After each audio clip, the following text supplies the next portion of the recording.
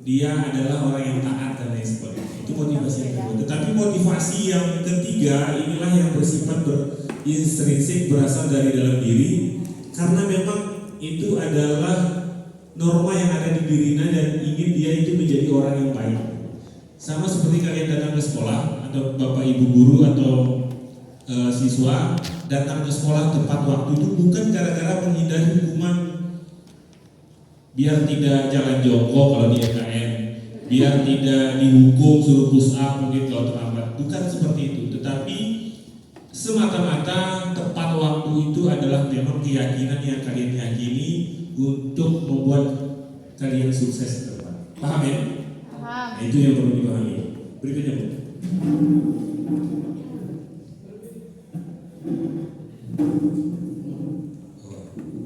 Maka di sekolah ada yang pertama hukuman, konsekuensi, dan restitusi.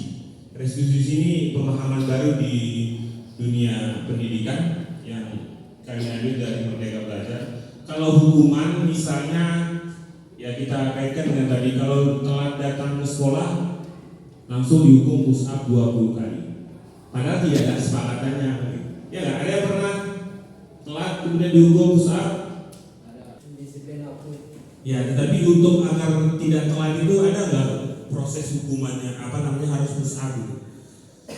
Misalnya telat, kalau hukumannya itu biasanya berarti kalau dia telat 30 menit harusnya dihukum telat pulang 30 menit.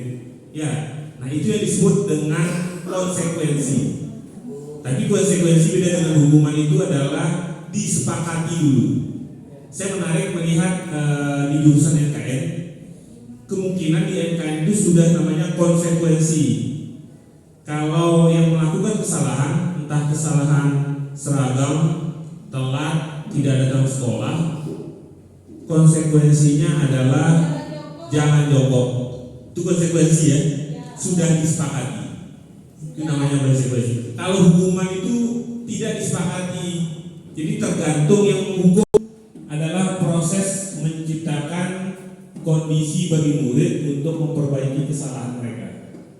Jadi mengajak siswa, oh ini salah aku, sehingga mereka bisa kembali pada kelompok mereka dengan karakter yang lebih kuat. Ini menurut Gozen di tahun 2004. Restitusi juga merupakan proses kolaboratif yang mengajarkan murid untuk mencari solusi untuk masalah mereka dan membantu murid berpikir tentang orang seperti apa yang mereka inginkan dan bagaimana mereka harus memperlakukan orang lain. Nanti ada juga di video ini yang lebih menarik, tapi saya sampaikan begini. Saya dapat pemahaman seperti ini, menerapkannya itu agak canggung sih, karena biasanya kita itu melakukan hukuman, restitusi dan lain sebagainya. Tapi menurut pengalaman saya sudah sekitar 1 bulan 2 bulan ini coba menerapkannya di beberapa siswa dan ini berhasil. Begini sepertinya, contohnya ya. Misalnya ada siswa terlambat. Siswa terlambat itu kan beda-beda alasannya. Iya kan? Ada yang alasannya telat bangun. Oke, yang kedua ada yang alasannya harus mengantar ibu ke pasar. Ada yang memang harus mengantar adiknya dulu. Ada gara-gara telat motornya harus dibawa bapak ke sawah dulu.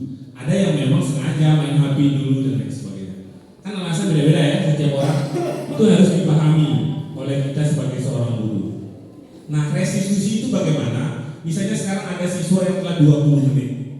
Proses guru melaksanakan restitusi itu seperti ini.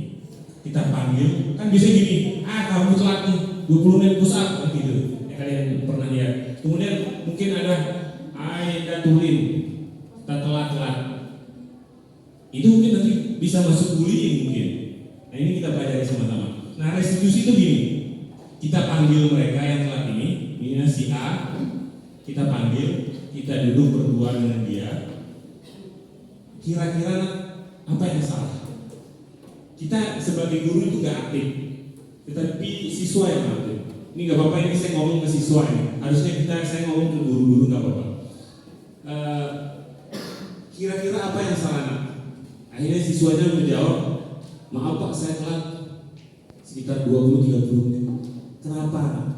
oh Pak, tadi saya telat bangun. Oh telat bangun.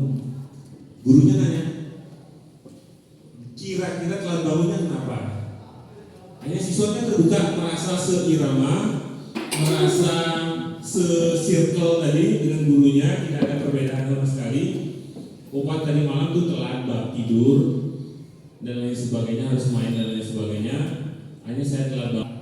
Nah, kira-kira menurut anak ini, menurut si anak itu kata bapak ibu gurunya, kalau kira-kira besok agar tidak telat bagaimana? Kira-kira solusi dari siswa gimana? Kan siswa berpikir nih, memecahkan masalahnya sendiri itu namanya restitusi. Oh berarti besok itu saya nggak boleh telat bangun, nggak boleh telat tidur. Main HP-nya mungkin yang kemarin sampai jam 2, mungkin sekarang sampai jam 10. Atau kalau saya nggak telat bermasak dengan telat bangun, saya nyalakan waker atau kasih tahu si gurunya, bapak ibu di rumah untuk bangunkan. Itu kan solusi itu digali sendiri oleh siswa, oleh pelaku sendiri. Sehingga harapannya siswa yang telat tadi bisa mempelajari solusi yang harusnya bisa diambil ke depannya agar besok itu tidak telat. Ketika guru sudah memberikan kepercayaan seperti itu, kira-kira siswa punya pemahaman atau punya keyakinan nggak untuk nggak telat besok? Harusnya kalau siswa yang baik sudah kami hargai dengan seperti itu, merasa dia tidak punya, istilahnya merasa dihargai, merasa dicintai, dianggap ada, harusnya itu siswa memecahkan masalahnya sendiri. Karena motivasi yang timbul dari internal, intrinsik, itu kan lebih kuat daripada kalau besok kamu telat, saya suruh keliling lapangan 10 kali. Yakin saya, mungkin besok gak telat, tetapi prosesnya itu adalah gara-gara dihukum. Kalau besok gak dihukum, yakin gak telat? Kemungkinan akan telat gitu. Tapi maksud saya, keyakinan atau motivasi yang timbul dari internal, dari intrinsik atas kesadaran sendiri, ini akan lebih lama. Nah itu namanya restitusi. Lanjut. Nah ini penghargaan juga saya dapatkan, mungkin nanti Bapak dosen bisa, karena ini berkaitan juga dengan psikologi. Ternyata penghargaan itu mematikan kreativitas. Ya, ini di sini disampaikan penghargaan maupun hukuman adalah cara-cara mengontrol perilaku seseorang yang menghancurkan potensi untuk pembelajaran yang sesungguhnya. Ya, kemudian saya mengatakan juga dari hasil pengamatannya selama ini tentang tindakan memberikan penghargaan yang nilainya sama dengan menghukum seseorang. Jadi kita memberikan penghargaan kepada siswa ternyata menurut pemahamannya teorinya Kons ini sama dengan menghukum. Nah, bagaimana? Coba dilihat ke slide berikutnya. Nah, dihukum oleh penghargaan, kita bisa lihat. Jadi pemikirannya gini Bang, berarti gak boleh dong ngasih siswa hadiah atau ngasih guru yang berprestasi. Nah, kita lihat sama-sama. Jadi saya nggak bisa simpulkan sama-sama, kita lihat hasilnya sama-sama. Yang pertama, penghargaan tidak efektif. Penghargaan tidak efektif ini untuk membuat rasa itu tadi misalnya gini, kalau besok datang semua, saya akan beri pulpen atau hadiah pulpen satu-satu. Memang mungkin akan lebih masuk semua. Tapi ketika besoknya lagi tidak ada pulpen, kira-kira ada motivasi untuk datang lebih cepat nggak? Kemungkinan nggak ada, jadi nggak efektif untuk melakukan perubahan. Yang kedua, penghargaan merusak hubungan. Gimana nih? Misalnya, maaf ini teori yang disampaikan, saya cuma yang menyampaikan. Nanti teman-teman bisa istilahnya melihat lebih kurang lagi bagaimana proses teori ini. Tapi inilah yang terjadi. Penghargaan merusak hubungan. Misalnya ada dibuat mungkin hari guru, ada guru berprestasi, guru yang paling hebat dan lain sebagainya. Misalnya, kira-kira ini mempengaruhi nggak pada guru yang lain yang tidak dapat penghargaan? Mempengaruhi nggak? Atau dengan siswa-siswa yang berprestasi dan lain sebagainya, mempengaruhi nggak pada jiwa siswa yang lain? Itu kenapa di Merdeka Belajar tidak ada perankingan, tetapi kadang-kadang kita masih pakai. Karena kalian siswa itu punya keunikan tersendiri. Gimana Pak? Ada siswa yang memang hebat di matematika, ada siswa yang hebat di bahasa Inggris, ada siswa yang senang di olahraga. Jadi harus kami hargai ini. Jadi kalau berdasarkan nilai saja itu tidak bagus. Kemudian yang ketiga, penghargaan mengurangi ketepatan. Ini pernah dilakukan percobaan. Jadi anak-anak yang disuruh menggambar yang memang kemauannya sendiri dan dibandingkan dengan anak-anak yang menggambar gara-gara dikasih permen, itu cenderung tidak lebih tepat orang yang dikasih permen dan akan berulang kali. Jadi ketika menggambar besok itu kadang-kadang nggak mau gitu, hasilnya asal-asalan karena dikasih permen. Ini yang disebut dengan dihukum oleh penghargaan. Yang berikutnya, penghargaan mematikan kreativitas, yaitu karena sudah dibiasakan dengan hadiah dan lain sebagainya, jadi tidak ada motivasi dari dalam diri untuk berkreasi dan lain sebagainya. Apalagi anak-anak mungkin kalau kita sering kasih hadiah dan lain sebagainya, itu akan mempengaruhi juga. Kemarin saya sempat ngasih hadiah, mau ngasih hadiah ke teman-teman yang sering azan di apa namanya di musola. Saya berpikir lagi saya dapat ini gitu. Takutnya nanti ketika tidak saya perhatian lebih atau kasih hadiah dan sebagainya, enggak datang untuk azan lagi. Karena memang jiwa-jiwa usia-usia remaja seperti kalian itu kan memang butuh perhatian dan lain sebagainya. Maka saya ingin muncul itu dari dalam diri. Berikutnya, penghargaan menghukum. Sama juga seperti tadi, ya. Kemudian penghargaan bertolak belakang dengan motivasi. Jadi kadang-kadang hadiah atau penghargaan ini itu mempengaruhi rasa motivasi yang timbul dari dalam, seperti itu. Mungkin nanti saya lebih jelaskan lagi ya, karena ini nanti dari Bapak dosen juga bisa menambahkan. Kebutuhan dasar manusia dan dunia berkualitas. Nah ini juga kebutuhan manusia, guru punya kebutuhan dasar, siswa juga kebutuhan dasar. Jadi kejadian-kejadian yang terjadi dengan siswa, kenakalan-kenakalan dan sebagainya, sejatinya tidak terpenuhinya 5 kebutuhan dasar itu. Yang pertama, kebutuhan dasar tentang hidup, makan dan lain sebagainya, ini mungkin dasar sekali. Bayangkan kalau kita terjadi gempa, terjadi banjir di rumah, bagaimana kita bisa belajar dengan baik? Ya, tempat tinggal, kalau kekurangan makan bagaimana kita bisa belajar dengan baik. Kemudian siswa juga butuh kekuasaan. Nah, ada memang berbagai kejadian kelahiran dan lain sebagainya, sejatinya siswa ini butuh menguasai, dicintai. Kemudian kebebasan juga. Jadi bagaimana siswa juga punya atau kebutuhan dasar untuk bebas, tidak dikekang, bebas memilih misalnya jurusan ini dan lain sebagainya. Saya bisa memilih jurusan yang mana yang saya suka, itu kebebasan. Dan kesenangan juga, ini berhubungan dengan minat juga. Saya sukanya di bagian olahraga, Pak, saya tidak suka di seni atau ini adalah kebutuhan dasar. Dan sekolah memastikan kebutuhan dasar ini, 5 kebutuhan dasar ini. Kalau yang di tengah itu kan memang berhubungan dengan orang tua dan kehidupan kalian di rumah. Tetapi yang 5 ini harus bagaimana kita kondisikan, guru, lingkungan sekolah itu mengkondisikan ini. Jadi bagaimana di kelas proses ini harus terjadi. Jadi kalau guru-guru yang perhatiannya lebih pada 1-2 orang ini nggak tepat. Harusnya kita juga bisa memahami. Makanya sebenarnya di kurikulum Merdeka sebelum ajaran baru dimulai, kita harus melakukan angket tentang gaya belajar, tentang sikap siswa, kesenangan. Jadi kita bisa memetakan. Jadi ada siswa yang hebat tuh di bagian ini dan lain sebagainya. Ada siswa kalau kita sebut tentang masalah berenang di laut itu, hebat jagonya di situ. Maka alihkan perhatian kita ke hal-hal yang seperti itu yang mereka senangi.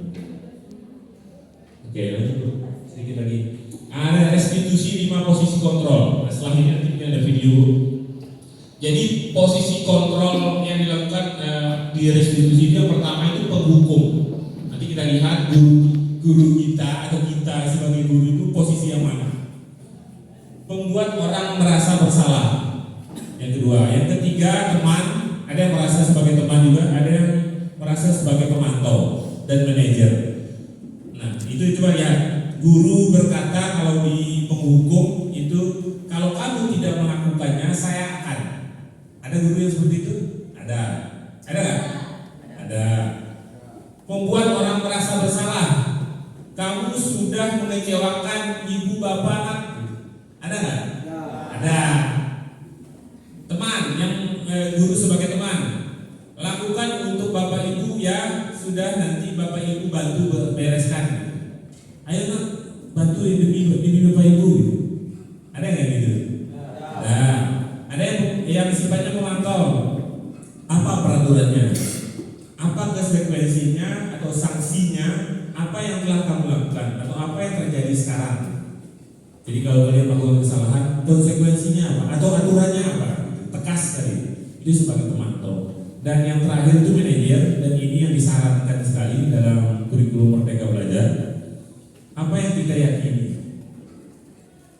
Apa kamu meyakini hal tersebut? Ini tentang norma-norma kebaikan. Kalau kamu meyakininya, kemukakan kamu memperbaikinya. Kalau kami memperbaikinya, jadi kira-kira hal tersebut akan menggambarkan apa tentang dirimu. Jadi ketika siswa melakukan hal-hal yang tidak baik, kembalikan ke dia. Kira-kira, misalnya merokok misalnya di sekolah, di kantin. Gimana? Menurutmu bagus nggak ngerokok di sekolah dengan pakaian seragam? Biar dia yang jawab, yang pelakunya yang rokok yang jawab. Gak bagus pak. Kenapa nak? Emang gak pantas pakai pakaian seragam ini ngerokok walaupun saya dirokok di rumah. Gitu. Jadi dia yang bersalah yang harus mencari solusi atas permasalahannya. Oke, mungkin ya, seperti itu. Jadi ada video sedikit 13 menit yang bisa ini 3.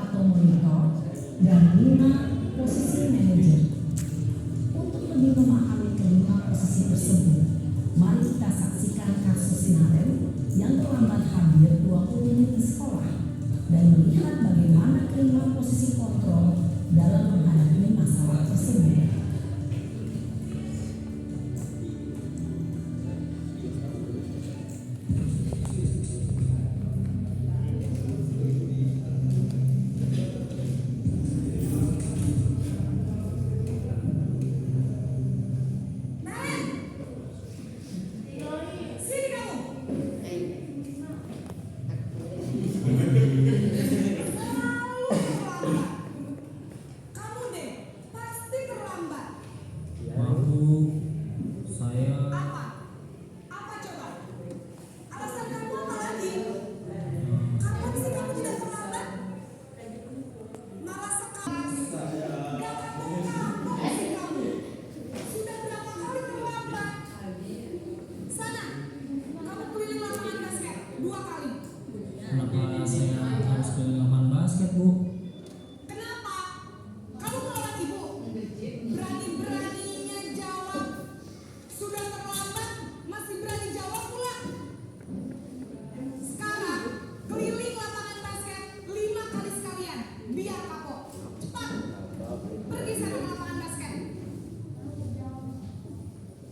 Posisi penghukum biasanya berbicara dengan nada tinggi, menghardik, menunjuk-nunjuk, menyakiti, dan menyindir.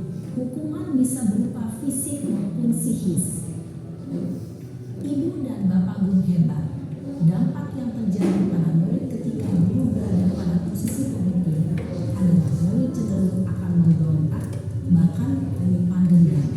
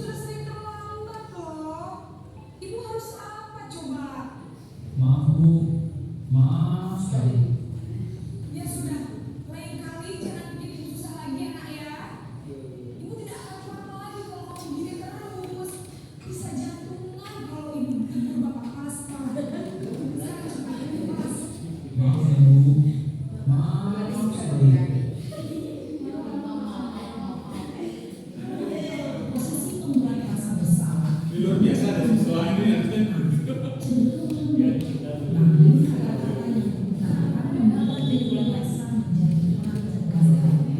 memandang buruk dirinya sendiri, merasa tidak berharga, dan tidak sanggup membahagiakan orang lain. Bersalah, dan ia akan menyimpan emosi negatif tersebut di dalam dirinya.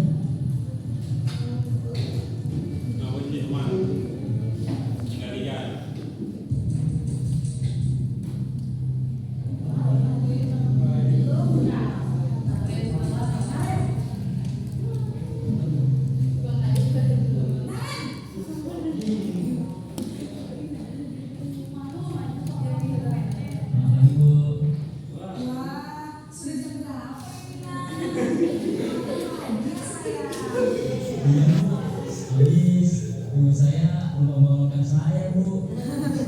Kamu malah menyalahkan ibu kamu. Jam, kok terlambat sih? Iya, Bu. Saya memang bangun tadi. Jadi biarpun saya lari kencang, tetap gak kekejar, Bu. Ya sudah sana. Nanti lain kali larinya lebih kenceng lagi ya. Biar gak terlambat lagi. Bikin seneng ibu demi ibu. Bisa kan? Bisa, Bu. Ya sudah sana masuk kelas. Ibu beresin urusan absen kamu. Kamu ini ada-ada saja. Dalam posisi teman, guru berbicara dengan nada suara ramah, akrab, cenderung bersenda gurau untuk menjaga suasana tetap santai. Murid akan merasa senang, aman, dan akrab dengan guru. Identitas yang tercipta adalah identitas sukses atau berhasil. Namun, perlu diingat, karena ini masih dorongan eksternal, maka ada faktor ketergantungan dari murid kepada orang tertentu. Di sini, guru absennya, sehingga di lain waktu, murid bisa berperilaku baik, namun hanya kepada orang-orang tertentu saja.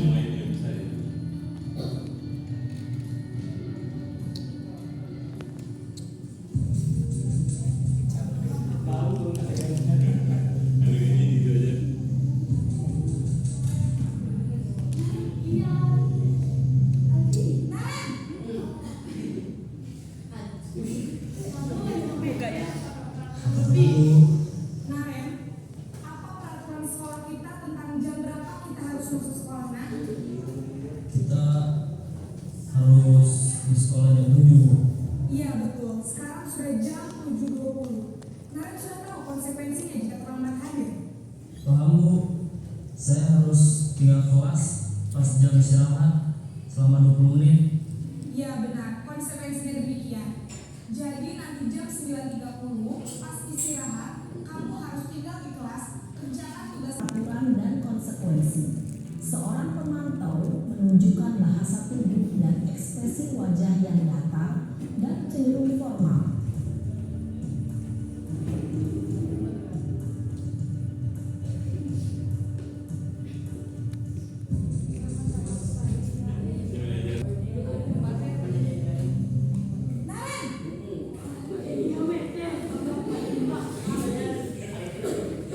Pagi Bu, Selamat pagi Naren. maaf Bu, saya terlambat. Iya, sekolah masuknya jam 7, sekarang sudah jam 7.20. Jadi sekarang bagaimana nih Naren? Maaf Bu, saya lupa setel alarm saya semalam. Baiklah, menurut kamu, keyakinan sekolah yang mana yang harus kamu tingkatkan? Menghargai diri sendiri dan orang lain mungkin ya Bu. Setuju. Jadi, apakah Naren meyakini prinsip saling menghormati tersebut? Iya Bu, saya meyakininya. Apakah Naren bersedia memperbaiki masalah keterlambatan ini? Bersedia Bu. Bagaimana kamu akan memperbaiki masalah keterlambatan ini? Saya akan coba untuk tidak lupa menyetel alarm saya Bu. Baik, kalau Naren lupa menyetel alarm di rumah, ada orang yang kira-kira bisa bantu mengingatkan tidak? Ada Bu, kakak saya, Kak Emma. Ada lagi selain Kak Emma? Selain Kak Emma, ada ibu saya. Baik, jadi yang mengingatkan Naren adalah Kak Emma dan ibu kamu ya? Kira-kira akan mulai setel alarm kapan nih Naren? Setelah pulang sekolah, akan segera saya lakukan. Baik, jadi Naren akan setel alarm untuk bangun besok pagi dan akan diingatkan oleh kakak dan ibunda Naren ya. Ada lagi yang mungkin perlu dilakukan Naren agar tidak terlambat bangun lagi. Tidak ada Bu. Baik Naren, terima kasih untuk kerjasama kamu. Sekarang kamu perlu kembali ke kampus belajar. Baik Bu, terima kasih. Posisi manajer. Yang paling disarankan itu adalah posisi manajer. Tapi kadang-kadang karena sudah terbiasa, karena kita kadang-kadang kita juga sebagai penghukum, pembuat rasa bersalah, teman, pemantau gitu. Tetapi ini untuk Bapak Ibu guru, untuk Bapak Ibu guru memang pelan-pelan kita coba terapkan dan pahami, dan memang posisi manajer ini yang benar-benar bisa istilahnya memposisikan siswa walaupun mereka melakukan kesalahan tetapi bisa meyakini dirinya bahwa bisa berbuat yang lebih baik lagi. Sekarang saya tanya untuk siswa, kira-kira kalau kalian melakukan kesalahan tersebut, kira-kira di posisi mana harus guru berbuat? Posisi yang pertama itu penghukum, yang kedua pembuat merasa bersalah, yang ketiga apa tadi? Teman, yang keempat pemantau, atau yang kelima sebagai manajer. Yang mana? Jadi kalau kalian melakukan kesalahan itu kalian pengen guru yang gimana? Atau yang satu saja? Yang suruh keliling gitu? Kan beda-beda soalnya. Jadi nggak harus, karakter siswa juga beda-beda. Ada yang memang harus dikasih hukuman, ada tergantung dengan situasi. Bukan berarti pilihan yang satu itu salah, bukan. Bukan Bapak Ibu ya, bukan sama sekali. Jadi tergantung situasi kondisi Bapak Ibu guru dan keadaan siswa yang menentukan ini. Seperti itu. Oke, kita lanjut yang terakhir. Nah ini proses restitusi itu ya, bagaimana proses menanyakan. Yang pertama itu menstabilkan identitas. Misalnya seperti kejadian-kejadian kemarin, ketika siswa berkelahi dan lain sebagainya, kita tanya dan lain sebagainya. Oh dia ngejek saya Pak. Kemudian kita tanya, setiap orang itu pasti melakukan kesalahan, gitu ya. Kamu bukan satu-satunya yang pernah melakukan kesalahan. Jadi kalau ada siswa yang melakukan kesalahan, itu bukan suatu kesalahan yang fatal gitu, karena Bapak Ibu guru atau teman-teman yang lain itu juga pernah salah. Namanya juga manusia, kan gitu. Makanya di poster tadi itu ada namanya sebaik-baiknya manusia yang bisa memperbaiki kesalahan dan melakukan hal yang terbaik. Jadi jangan terlalu antipati dengan kesalahan. kesalahan wajar, tetapi kalau kesalahannya dilakukan berulang-ulang kali itu yang kurang ajar. Tetapi kalau kalian salah, kita pahami, maka ya kalian harus memperbaiki kesalahan tersebut. Seperti itu ya. Kemudian langkah pertanyaan berikutnya, kamu tentu punya alasan mengapa melakukan itu. Kemudian adakah cara yang lebih efektif untuk mendapatkan apa yang kamu butuhkan? Misalnya ketika kalian diejek kemudian memukul, itu kejadian kemarin, kita cepat kembali. Nah, kalau saya di posisi kamu pun mungkin seperti itu. Kalau diejek ya pasti mukul. Tetapi kira-kira bagus nggak itu? Oh ya, nggak bagus Pak. Ya harusnya bagaimana? Harusnya saya bisa menahan diri. Kalau saya bisa menahan diri tidak mukul walaupun saya diejek itu, mungkin tidak terjadi permasalahan seperti ini, akan lebih besar, nanti menyangkut ke orang tua dan lain sebagainya. Harusnya ya. Jadi siswa berpikir, oh iya. Kemudian segitiga yang berikutnya itu, atau pertanyaan berikutnya, keyakinan kelas apa yang telah kita sepakati atau kamu ingin menjadi orang yang seperti apa? Jadi kalau kalian kira-kira akan begini terus nggak? Sebagai pendendam, ini dibalas lagi dan lain sebagainya. Karena setiap manusia, apalagi anak-anak usia seperti remaja seperti ini, ya pasti punyalah hati kecenderungan untuk lebih baik seperti itu. Oke, lanjut Bu. Oh iya, yang terakhir. Jadi di budaya positif ini ada 5 pembahasan dan saya numpang di acara ini. Jadi ada 3. Jadi ada 3 yang ingin saya sampaikan yang berhubungan erat dengan bullying ini. Mungkin nanti akan saya sampaikan materi lanjutan di acara best practice lagi. Mungkin ada pertanyaan atau masukan dari teman-teman siswa, kemudian terkhusus Bapak dosen psikolog ini, karena ini ada kaitannya juga dengan materi psikologi. Demikian pemaparan saya. Terima kasih. Assalamualaikum warahmatullahi wabarakatuh.